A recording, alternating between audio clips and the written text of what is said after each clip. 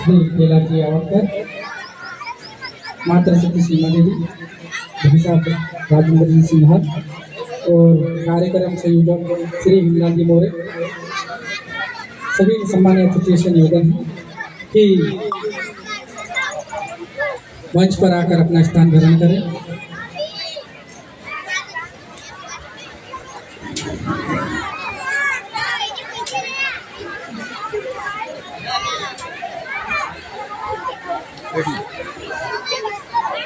और हमारे बीच सम्मान्य समाज के प्रमुख गण व अध्यक्ष, जिनका भी मैं नाम लेते जाऊं तो मंच पर आकर अपना स्थान ग्रहण करते जाएंगे। श्री दिलीप जी नाइके, श्री दिलीप जी नाइके, श्री लखन जी बोयर,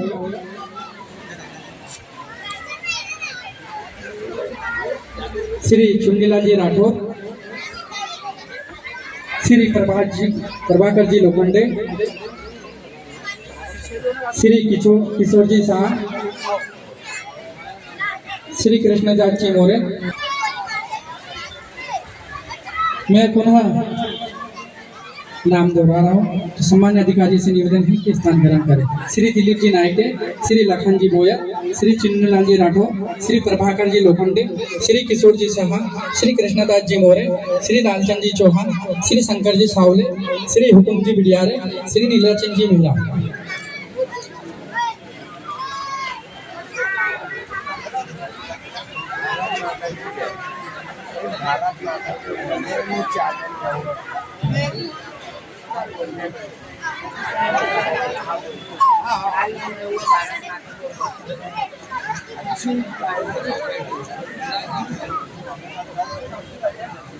किसी गजरे की खुशबू को महकता छोड़ आया हूँ, किसी गजरे की खुशबू को महकता छोड़ आया हूँ, मेरी नन्ही सी चिड़िया को चहकता छोड़ आया हूँ। मुझे छाती से अपने तू लगा लेना है भारत माँ, मैं अपनी माँ की बाहों को तरसता छोड़ आया हूँ। और परिचय के लिए मैं आमंत्रित करूंगा जेके जी मेहरा जी से क्या है और सभी अधिकारी गण जी का परिचय थे।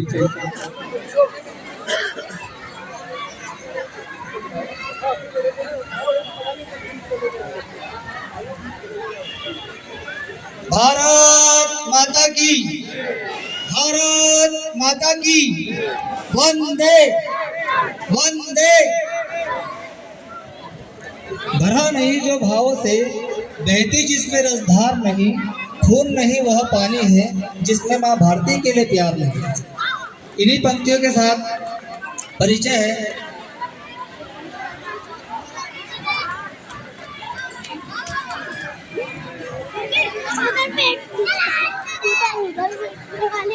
डॉक्टर राजेंद्र जी सिंघल, आप ब्रह्मपुर नगर के माननीय नगर संघ चालक जी हैं।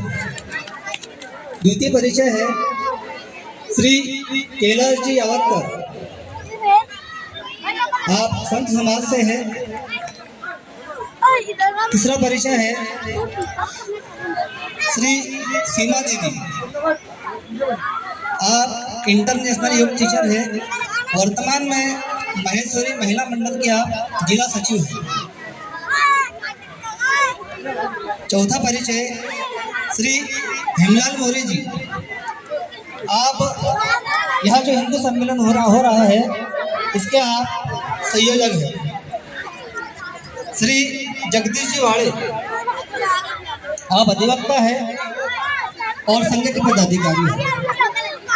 इसी पश्चात समाज के वरिष्ठ गणों का परिचय है श्री दिलीप जी नाइके, आप बौद्ध समाज के वरिष्ठ सदस्य हैं।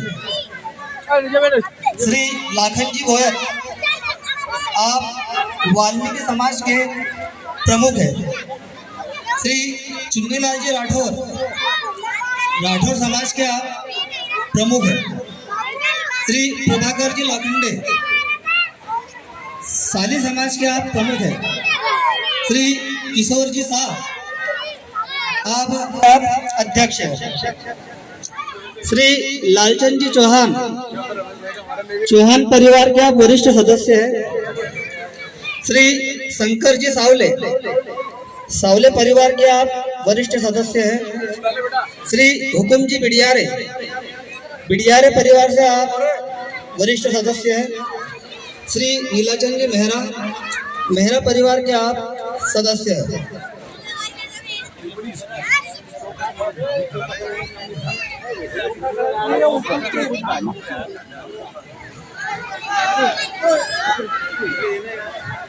भारत माता की जय जय सिया राम। सारे सम्मान्य अतिथियों के स्वागत के लिए मैं आमंत्रित करना चाहूंगा। भाई साहब का स्वागत करें। जय जय सिया राम। भारत माता की। तालियां बजती रहनी चाहिए। और मातृ शक्ति हमारे बीच उपस्थित सीमा दीदी, इनके स्वागत के लिए मैं श्रीमती सीमा ईश्वर जी चौहान जी से निवेदन चाहूँगा कि मंच पर आकर दीदी का स्वागत करें। तालियां बजती रहनी चाहिए जब तक स्वागत न रहे। कि भारत माता की। गिर कर उठना, उठ कर कर चलना, यह क्रम है संसार का। कर्म वीर को फिर करना पड़ता, कभी जीत या हार का। तो इसी अपेक्षा के साथ में तालियां बजती रहनी चाहिए। और हमारे बीच सिंह वक्ता डॉक्टर राजेंद्र जी सिंघल भाई साहब जी के स्वागत के लिए मैं मनोज जी मेहरा जी से निवेदन चाहूँगा कि आकर भाई साहब का स्वागत करें। मनोज जी मेहरा जी से स्वागत करें। भारत माता की। ताला बजती रहनी चाहिए। और हमारा सम्मान्य समाज के प्रमुखगण व अध्यक्ष जी के स्वागत के लिए मैं नाम लेते जाऊंगा, वह मंच पर आकर सम्मान करते जाएंगे। श्री दिलीप जी नाइके, बौद्ध समाज के प्रमुख, इनके स्वागत के लिए मैं चेतन जी चौहान को निवेदन चाहूंगा कि आकर भाई सबका स्वागत करें। श्री लाखन जी गोयल, मुकेश जी बिडियारे,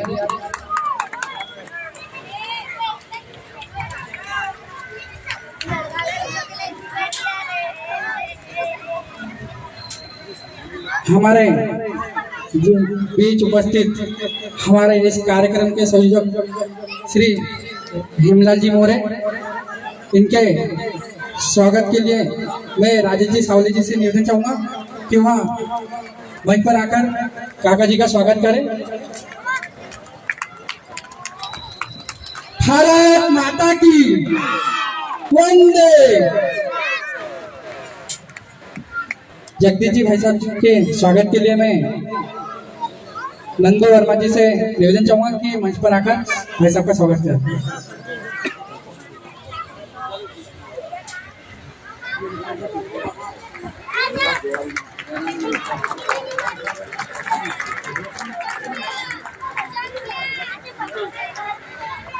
श्री चुन्नीलाल जी राठौर जी के स्वागत के लिए मैं संतोष जी शाह काका जी से निवेदन चाहूंगा कि ऊपर आकर भाई साहब का स्वागत करें। श्री प्रभाकर जी लोखंडे, इनके स्वागत के लिए मैं मुकेश जी बिडियारे, अशोक जी चौहान जी से निवेदन चाहूंगा कि ऊपर आकर प्रभाकर जी भाई साहब जी का स्वागत करें। श्री किशोर जी शाह, इनके स्वागत के लिए मैं अजय जी राठौर जी से अनुरोध चाहूंगा कि मंच पर आकर भाई साहब का स्वागत करें। अजय जी राठौर, कृष्णदास जी मोरे, भाई साहब जी के स्वागत के लिए प्रकाश जी मालवीय,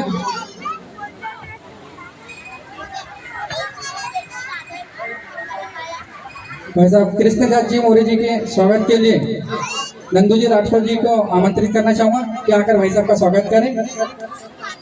श्री लालचंद जी चौहान, इनके स्वागत के लिए सचिन जी मोरे जी से निवेदन चाहूंगा कि मंच पर आकर लालचंद जी भाई साहब जी का स्वागत करें। श्री शंकरलाल जी सावले, इनके स्वागत के लिए पूनम जी पालीवाली से निवेदन चाहूंगा कि पंडाल में आकर भाई साहब का स्वागत करें। हुकुम जी बिडियारे इनके स्वागत के लिए गणेश जी भावरी जी से निवेदन चाहूंगा कि मंच पर आने का कष्ट करें। श्री नीलाचंद जी मेहरा इनके स्वागत के लिए बंटी जी चौहान मंच पर आकर भाई साहब का स्वागत करें।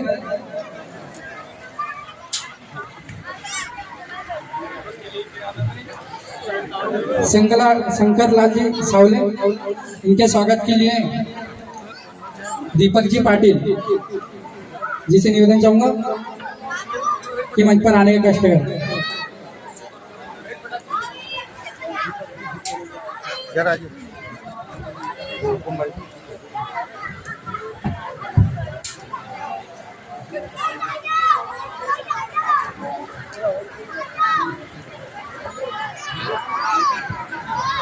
जय श्री इस हिंदू सम्मेलन कार्यक्रम के संयोजक भाई साहब आदरणीय मोरे जी, डॉक्टर साहब आदरणीय सिंगाल जी, मातृशक्ति सीमा दीदी, मेरे साथी और जिनसे हम वकालत साथ में की और सीखे भी है, ऐसे हमारे वरिष्ठ अधिवक्ता भाई वाड़ी जी, मंच पर उपस्थित सभी समाज के प्रमुखगण, यहाँ पर उपस्थित मातृशक्ति, नन्ही मुन्नी बेटियां बेटिए और हमारे नौजवान साथी भाइयों बहनों, और इस मंच से जहाँ तक मेरी आवाज़ जाती है हमारे सभी हिंदू धर्म प्रेमी, सबसे पहले तो मैं उन बेटियों के लिए आपसे तालियों की गुजारिश करूंगा जिन्होंने यहाँ पर बहुत सुंदर प्रस्तुति दी है। आप उनके लिए तालियां बजाएंगे और उनके लिए भी तालियां बजाएंगे जिन्होंने इतना अच्छा सुंदर आयोजन किया है आदरणीय मोरे जी के लिए। और सबसे ज्यादा तालियां उनके लिए बजना चाहिए जिन्होंने इस हिंदू धर्म के प्रचार प्रसार में अपना बहुमूल्य योगदान दिया है, ऐसे हमारे प्रेमियों के लिए। मुझे बोलने का अवसर दिया गया है, संत जनों के माध्यम से धर्म के प्रति जो प्रेम है, उस प्रेम का, उस धर्म के पालन का हम सब हिंदू लोग हैं। आज हमें क्या आवश्यकता है इस बात की, क्या भाई ये इतने अच्छे और आयोजन करना पड़े? इसका कारण एक ही है। देखिए, मंच पर इतने समाज के प्रमुखों को यहाँ पर बुलाया गया है, लेकिन भिन्नता है। कोई साली समाज से है, कोई बौद्ध समाज से है, समाज से, कोई राठौर समाज से। को ऐसा लगता है कि हमने भेद है, लेकिन आप देखेंगे सबका एक ही धर्म है और वो है हिंदू धर्म। जातियां, प्रथाएं, संस्कार ये अलग हो सकते हैं, हमारी मान्यताएं अलग हो सकती हैं, हमारी पूजा की विधि अलग हो सकती है, हमारा धर्म ग्रंथ अलग हो सकता है, लेकिन हमारा धर्म जो है वो हिंदू धर्म है और हिंदू धर्म के लिए हमको तालियां बजाना पड़ता है।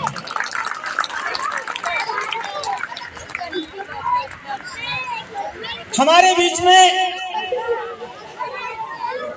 हम जो इस धर्म के अनुयायी हैं, हम ये पता ही नहीं कि हमारा धर्म क्या है।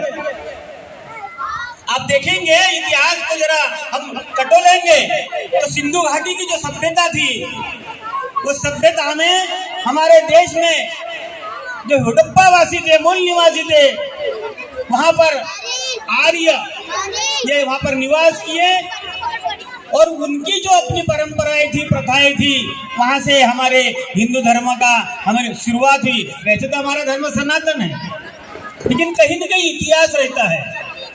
हम वेदों में देखेंगे तो वेदों में ऋग्वेद है, यजुर्वेद है, सामवेद है, अथर्ववेद है, और इन चारों में प्रमुख जो यजुर्वेद है और ऋग्वेद है, उसमें हमारे हिंदू धर्म की ऊंचाई मिलती है। लेकिन हम धर्म का, हमारा धर्म ग्रंथ देखने को ही तैयार नहीं है। इस बात के ऊपर हमें गहन चिंतन करना होगा।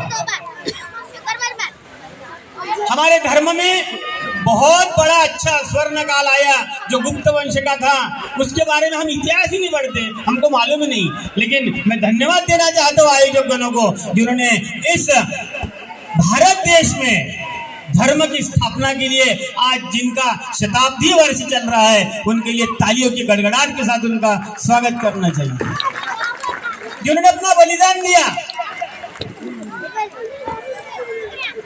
बहुत सारी बातें हैं धर्म के बारे में।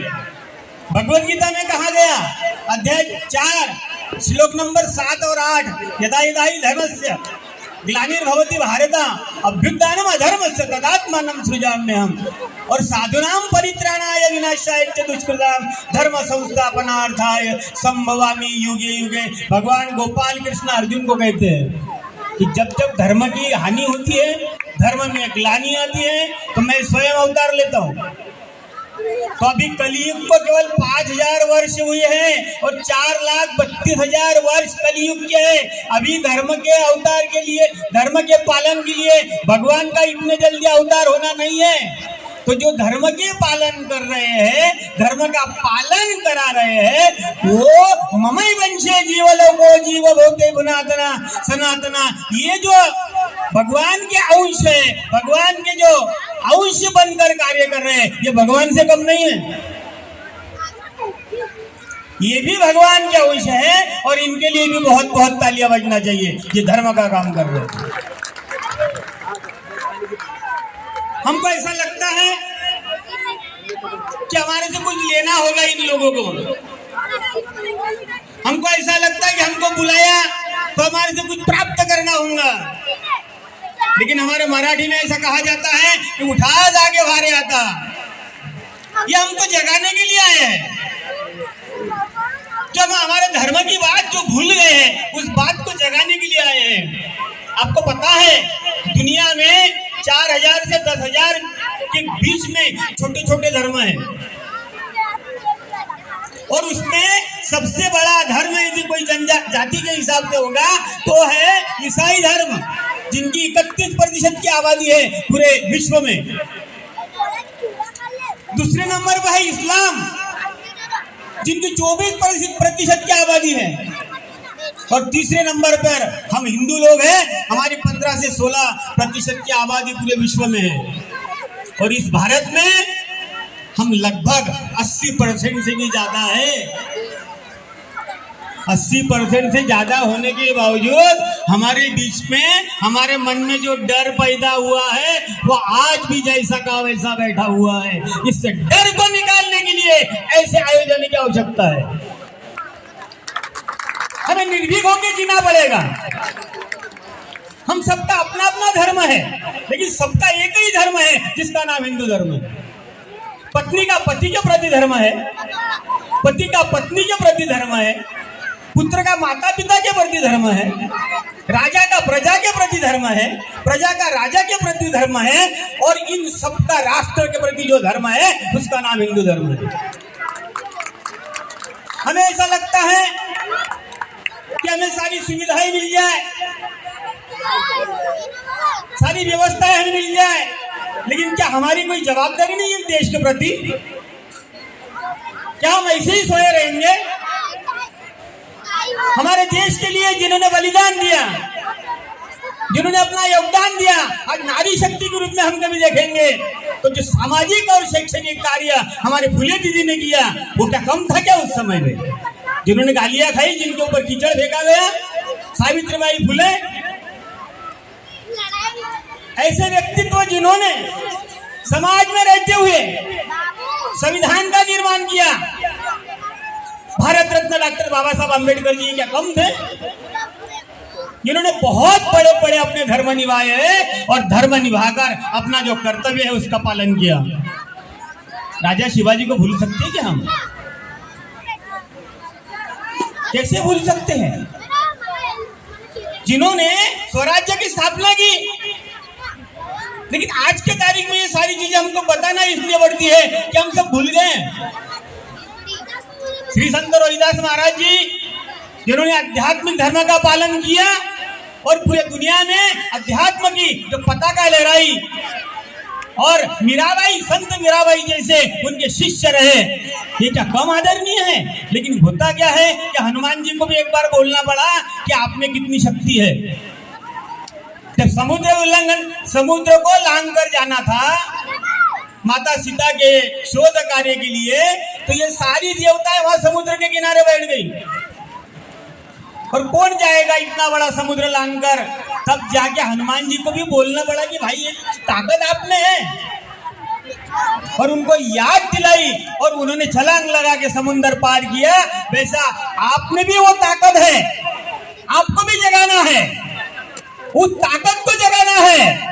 आप तो जगे हुए, आंखों से जगे हुए देख रहे हैं आप, लेकिन अंदर से आपका मन कहीं कहीं कमजोर है। उस कमजोर मन को बलवान बनाने के लिए ऐसे आयोजन की आवश्यकता है। यहाँ पर केवल खाना या केवल मिलना जुलना ये कार्य नहीं है। हमारा धर्म क्या कहता है, हमारा कर्तव्य क्या कहता है, हमें क्या करना चाहिए, हमें कैसा रहना चाहिए, हमारे संस्कार क्या है, ये सारी चीजों को हमको देखना पड़ेगा। व्यास स्मृति के अध्याय 1 के 13 और 15 श्लोक में लिखा गया है कि हमारे संस्कार क्या है। हिंदुओं के संस्कार है, हम सब हिंदू है, हमारी माता बहनें यहाँ बैठे हैं, गर्भाधान संस्कार है। कितनी माताएं यहाँ पर बैठी हैं जिन्होंने गर्भाधान संस्कार का पालन करते हुए अपने सुपुत्र, अपने सुपुत्रियां जब जन्म लेकर इस धरा पर आई, उनके लिए संस्कार दिए। जरा हाथ उठा के बताएंगे आप? देखो हमारे बुजुर्ग माता ने हाथ उठाया, क्या बड़ी बात है, वाह वाह। अच्छा, उनका देख के सबने हाथ उठाया, इसलिए आपके लिए भी तालियां बजना चाहिए। हमारे हिंदुओं के जो 16 संस्कार है उसमें गर्भाधान संस्कार, गर्भ से ही हमारे संस्कार शुरू हो जाते हैं। पोथी पढ़ना, गीता पढ़ना, भागवत पढ़ना, गर्भाधान के समय भजन करना, कीर्तन करना, प्रवचन करना, भगवान की आरती, भगवान के लिए प्रसाद, भगवान के लिए कथा, लेकिन धर्म का पालन करते हुए अधर्म नहीं। आप बोलेंगे धर्म की बातें आपको बहुत अच्छी लग रही, लेकिन आप देखेंगे कर्ण सबसे बड़ा दानी था महाभारत में, लेकिन साथ दिया अधर्म का तो वह भी मारा गया। द्रोणाचार्य ने सारे पांडवों को, सारे कौरवों को शिक्षा दी, लेकिन जब अधर्म का साथ दिया तो उसका भी शिरच्छेद हुआ। भीष्माचार्य जैसा बलात् कि भगवान कृष्ण भी उनके सामने युद्ध करने के लिए सोचते थे कि क्या करना चाहिए। ऐसे भगवान कृष्ण के ऊपर भी प्रश्न चिन्ह लगा तो उन्होंने ऐसे व्यक्तित्व को खड़ा कर दिया, शिखंडी जैसे को, कि जिसने भीष्माचार्य का काम लगा दिया। क्यों? उसका कारण था अधर्म। तो आप ये मत सोचना जैसे राजनीति वाले लोग बहुत बड़े बड़े पद पर रहते हैं, सामाजिक कार्यकर्ता बड़े बड़े पद पर रहते हैं, उनको लगता है हमारा कुछ बिगड़ने वाला नहीं है। मैं इस मंच के माध्यम से आपका आह्वान करना चाहता हूँ कि यदि आपका मार्ग गलत है तो आपका विनाश जरूर है और होके रहेगा।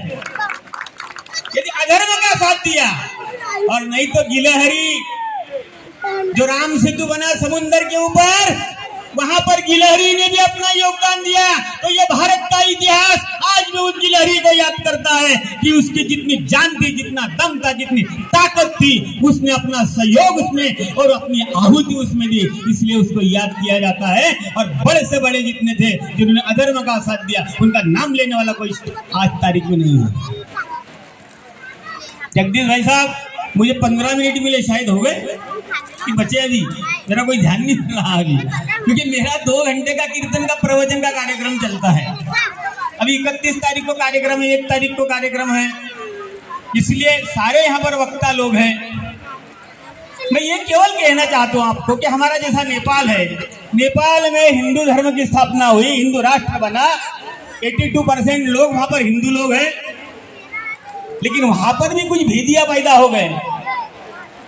हमारा हिंदुस्तान है, हमारा भारत है, ये भारत गणराज्य था पहले, इसमें ईरान था, इराक था, बांग्लादेश था, पाकिस्तान, ये तो अभी की बात है। चीन से पूरी सीमाएं लगी हुई थी। और आपको याद होगा कि कई माता जो रामायण में जिसका नाम आता है, वो वहां पर जो कालयवन और कई जैसा वहां की निवासी थी। ये सारी चीजें हमको देखना पड़ेगी कि हमारा भारत गणराज्य क्या था, चक्रवर्ती साम्राज्य हमारा था, उस बात को हमको देखना पड़ेगा। मेरी मातृशक्ति 16 संस्कार की बात मैंने यहाँ पर निकाली थी। जो गर्भाधान संस्कार है, आपको अच्छी तरह से ध्यान देना होगा। जब हमारे शिशु का गर्भ पलता है। यहाँ पर डॉक्टर भी है और सीमा दीदी को कुटुंब के ऊपर बताना है, इसलिए मैं इस सब्जेक्ट को ज़्यादा नहीं छोड़ूंगा। वैसे तो मेरे सब्जेक्ट सारे क्या कहते थे, हमारा तो विषय ही है वो 16 संस्कार में उस समय भी हमको ध्यान रखना पड़ेगा। जब बालक पैदा होता है तो उस समय भी वो संस्कार का ध्यान रखना होगा। जब थोड़ा सा बड़ा होता है, छोटा सा 6-7 दिन का बच्चा होता है, उसको शहद और घी चटाया जाता है। चटाते क्या आप लोग? कितने ने चटाया अभी तक? मेरी माँ ने तो मुझे चटाया ही नहीं। मैंने उनको पूछा तो बोले भाई हमको तो मालूम ही नहीं था। शहद चटाते हैं और उसके बाद में फिर 10, 11 और 12 ये 3 दिन ऐसे हैं जिसमें नामकरण होता है। त्याच्यामध्ये काय वाटतं पण? घुगऱ्या मराठी समजते ना सर्वांना? आता माझा विषय मराठीचा पण आहे आणि माझं संपूर्ण जे म्हणजे साहित्य जे आहे ते टोटली ओव्हरऑल मराठीमध्ये, पण बऱ्हाणपुरामध्ये राहून 35-36 वर्ष झाले म्हणून हिंदी। तो आपको मैं ये बताना चाहता हूँ कि वो जो नामकरण संस्कार होता है, अब पिंटिया घंटिया मंटिया सब बहुत हो गया। ये हम भगवान को मानने वाले लोग हैं, नाम ऐसा रखो कि जिसमें हमारे भगवान का भी नाम हमको याद आए। और आधुनिक युग में जैसे डॉक्टर साहब, जैसे सिंघाल जैसे साहब है यहाँ पर, सीमा जी है यहाँ पर, आप लोगों को भी ये बातें बोलना पड़ेगी, लोगों को बताना पड़ेगा। भैया आधुनिक भारत तो हो गया, सारी चीजें हैं, हमको आधुनिक नहीं, हमको विश्व गुरु बनाना है। आधुनिक जैसा हमारा पेट नहीं भरा अभी, भारत को विश्व गुरु बनाना है। लेकिन उसके लिए विश्व गुरु बनाने के लिए हमारे में जो गुण चाहिए वो हमको उसका पालन करना पड़ेगा। जब नामकरण संस्कार होता है, बहुत सौ को मालूम नहीं है, कुछ बेटे ऐसे बैठे होंगे जिनके कर्णटोजन का संस्कार अभी तक नहीं हुआ। किसका नहीं हुआ अभी? चलो मतलब कान टोचले, किसके कान टोची नहीं अभी तक? तेरा हाथ ऊपर करो तो। हमारे धर्म में बोले शादी के पहले तेल लगा दो, ऐसा बोले कान को बोले, हो गया बोले कान टोचने का काम। ये नहीं चलेगा। स्कूल में जाने के पहले कान टोचना पड़ता है, ये आपको मालूम नहीं होगा। जब 6 साल से छोटा होता है उसके पहले कर्ण टोचने का संस्कार किया जाता है, फिर उसको स्कूल भेजना पड़ता है। पहले गुरुकुल था, अभी हमारी कक्षा नर्सरी से लेके क्या क्या KG1 KG2 चल रही, वैसी उस समय KG2 KG1 थी। वो वैदिक स्कूलें थी, वो गुरुकुल था। गुरुकुल में बच्चे जाते थे और वहाँ जाने के समय वहाँ एक शिक्षा पूर्ण होने के बाद उसके बाल कटवाए जाते थे। जगदीश भाई, सीढ़ी रखी जाती थी, फिर जनेवे का संस्कार उसके पहले किया जाता था। कई बातें हैं, कई संस्कार हैं। उसके बाद में शिक्षा पढ़ने के बाद घर आता था, वो एक संस्कार होता था। फिर विवाह संस्कार, विवाह संस्कार के बाद फिर अंतिम संस्कार। ये हमारे जीवन के संस्कार है, अमूल्य संस्कार है, जिसका हमको पालन करना पड़ेगा। और पर्यावरण के बारे में, कुटुंब नियोजन के बारे में, समरसता के बारे में, शिक्षा के बारे में, ये सारी चीजें बताने के लिए यहाँ पर हमारे वक्ता लोग हैं। इसलिए मैं उनका अधिकार न छीनते हुए मुझे केवल संत समाज की ओर से जो मतलब यहाँ पर चयन किया और मुझे बुलाया, उसके लिए मैं धर्म की बात आपको बताऊंगा। तुकाराम महाराजांनी मराठीमध्ये म्हटलं धर्माचे पालन। मेरे ईश्वर भाई यहाँ पर बैठे हैं, उनका नाम भी ईश्वरी है, मेरे साथी है वो ईश्वर भाई चौहान। धर्माचे पालन करने पाखंड खंडन हिची करने अम्मा काम, यानी धर्म में जो पाखंड आया हुआ है उसका हमें उसका खंडन करना है। ग्लानी आई उसका खंडन करना है। तो आप बोलेंगे ग्लानी कैसी कैसी ग्लानी? अब ये 2 मिनट का केवल आपका समय लेता हूँ। भगवान ने, इस नेचर ने, इस सृष्टि ने पुरुष और स्त्री को अलग अलग बनाया। ये बात सही है? सही है ये बात कि गलत बोल रहा हूं मैं?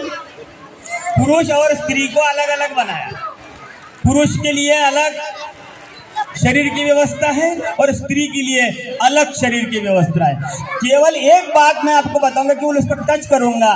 क्या हमारी बेटी ने बेटे का ड्रेस पहनना चाहिए? पहनना चाहिए?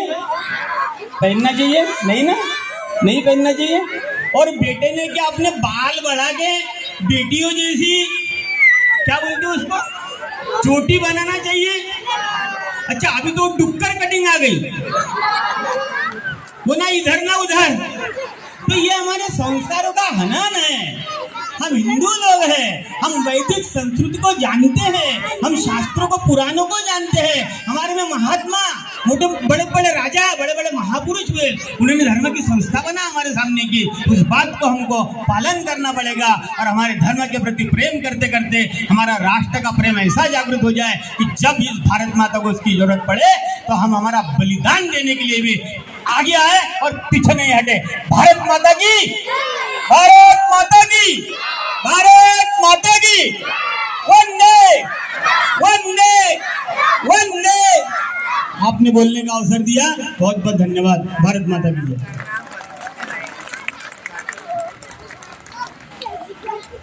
श्री प्रभाकर जी चौधरी नगर के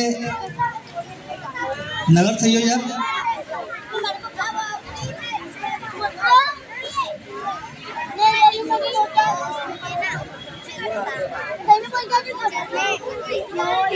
श्री सीमा दीदी से लोगों की अपना उद्बोधन हमें प्रदान करें।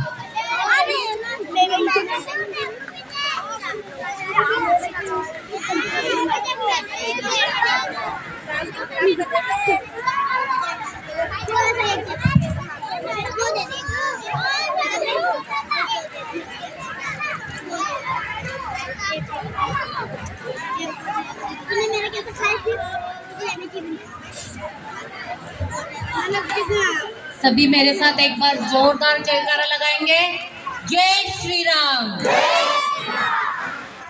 और एक बार जय श्री राम। ये हुई ना बात। आप सभी को आजकल पता है कि हमारे ब्रह्मपुर में कभी संध्या फेरी, प्रभात फेरी, बाइक रैली, सहभोजन, भजन का प्रोग्राम, ये आयोजन हो रहे हैं जगह जगह पूरे ब्रह्मपुर में। कोई भी बस्ती हो, कोई भी एरिया हो, सब जगह ये आयोजन हो रहे हैं। तो क्यों हो रहा है ये सब कुछ? क्या हम कुछ भूल गए हैं? क्या हमें जागरूक करने के लिए बच्चों सभी सुनेंगे, आवाज नहीं करेंगे? हम सभी को जागरूक करने के लिए ये सब हो रहा है। हिंदू महासम्मेलन, हिंदू जिसके अंतर्गत बहुत सारी भाषाएं, बहुत सारी जाति और बहुत सारे समाज आते हैं। कोई गुजराती है, कोई मराठा है, कोई बंगाली, पंजाबी, ये सभी हमारे इसी समाज में, हिंदू समाज में आते हैं। भाषाएं अलग है, वेशभूषाएं अलग है, और हम सभी एक हैं। देखिए, जब जब हम सब अलग हुए हैं, जब जब हम सब अलग हुए हैं, हमारी ताकत बढ़ी है, तब तब लोगों ने आके हमारे ऊपर शासन किया है।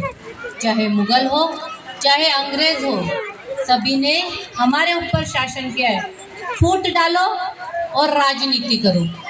घरों के अंदर घुस के ही, घर के अंदर ही फूट डाल दी, और फूट डाल के हमें अलग अलग करके हमारे ऊपर वो शासन करने लगे। हमें अपना गुलाम बना के रखा। पुराने जमाने में हमने सुना है ना, बंद मुट्ठी लाख की, खुल जाए तो खाक की। मुट्ठी बनेगी तभी तो पंच मार सकेंगे ना। उंगलियों से आप किसी को मार सकोगे क्या? अगर ये उंगलियां अलग अलग हो गई तो हम कुछ नहीं कर पाएंगे। इसलिए हमें एकत्रित होना है, हमें संगठन की ओर बढ़ना है, विघटन की ओर नहीं। हम सबको एक साथ मिलके रहना है, अलग अलग मिलके रहना नहीं है। एक अकेला व्यक्ति कुछ भी नहीं कर पाता। आज हेमलाल जी है, ये अकेले कर पाते क्या ये आयोजन? उनके साथ कितने लोग मिले हुए हैं, कितने समाज के वरिष्ठ नागरिक मिले हुए, जब ये आयोजन हो पाया। नहीं तो हो पाता क्या? नहीं हो पाता। अकेला व्यक्ति सब काम नहीं कर पाता है। तो हमें सबको एकत्रित होना है। एकत्रित होने का पाया रखा जाता है हमारे घर से। अगर हमारा घर ही बिखरा हुआ है, घर ही हमारा एकत्रित नहीं है, तो हम क्या समाज को एकत्रित कर पाएंगे?